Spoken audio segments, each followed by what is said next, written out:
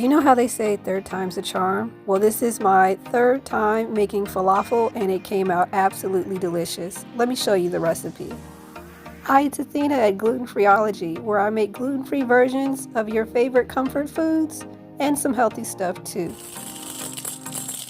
The key to making good falafel that comes out absolutely perfect is to start with dried chickpeas. You want to remove any bad chickpeas and soak them overnight. Change out the water before you go to bed and they will double in size like this. Here is everything you need to make the perfect falafel. I know it sounds tedious, but you should remove the stems from your herbs and make sure that you have all of the spices available. Otherwise, it's not really going to taste like falafel. Also, do not be like me. Do not pour everything into the blender all at once. You want to do it in batches, and it takes a long time to process in the blender to get everything fully combined so that you get that green falafel color that looks like this. The other thing you have to be careful with is making sure you put enough extra virgin olive oil in it so that it processes smoothly, but not putting too much that the batter is too wet. I think I might have overdid it just a little bit. That's why I added in more baking powder.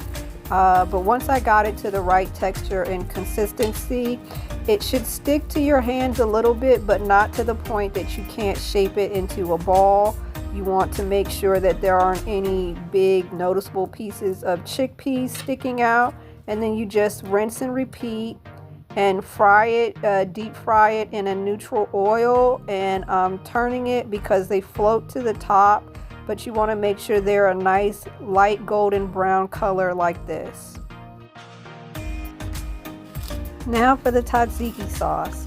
I remember the first time I had this was at a food truck outside of a nightclub in New York in the meatpacking district, and it was so good. I had never had these flavors before and I was absolutely hooked. So you want to cut up your cucumbers and garlic into really teeny tiny pieces. Some people process it in a blender, but I really didn't feel like it, especially after making the chickpeas. And mix it all together and you've got absolutely delicious tzatziki sauce.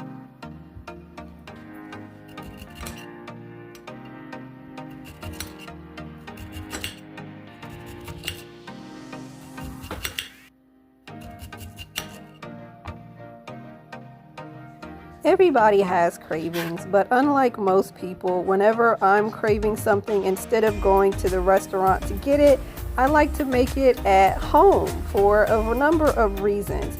So I've cut up some beets, some tomatoes, some lettuce. I also made rice, and these falafel are nice and crispy on the outside, but pillowy soft on the inside. And they were absolutely delicious. You have got to try this recipe.